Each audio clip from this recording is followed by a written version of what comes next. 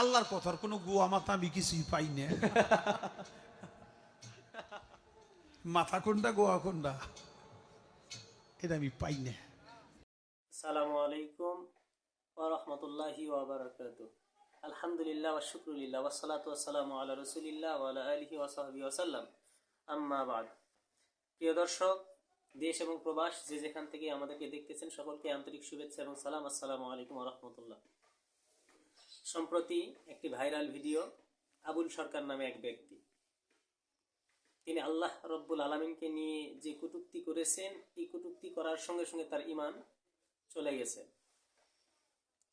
আল্লাহকে নিয়ে কোনো মন্তব্য আবুল সরকার কেন, কাবা শরীফের ইমামও যদি এই কথা বলে তাহলে তার ইমানও থাকবে না। ইসলামী শরিয়াত দলিল চারটি: কোরআন, সুন্নাহ, ইজমা, কিয়াস।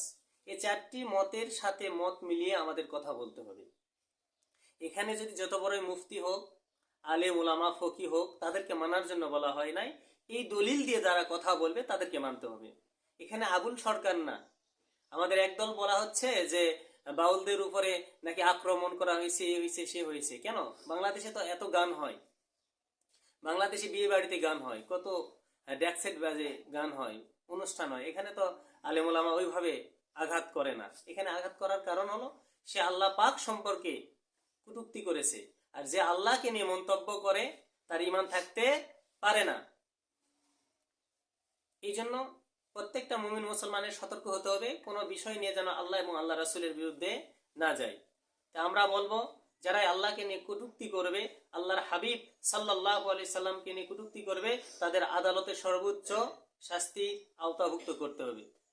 সর্বোচ্চ শাস্তির আওতাভুক্ত করতে হবে। এটা দেশের সরকারের কাছে আমাদের আপ্রাণ প্রার্থনা, চেষ্টা এবং অনুরোধ। কারণ আল্লাহ এবং আল্লাহ রাসূলকে নিয়ে যারা কথা বলে, তাদের দুনিয়াতে বেঁচে থাকার কোনো অধিকার নেই। এই জন্য আল্লাহ রাব্বুল আলামিন এইসব ভ্রান্ত গায়ক, আলেম, ওলামা যারা আল্লাহ এবং আল্লাহ রাসূলকে নিয়ে মন্তব্য করে, তাদের থেকে বেঁচে থাকার তৌফিক দান করুক। আসসালামু আলাইকুম ওয়া রাহমাতুল্লাহ।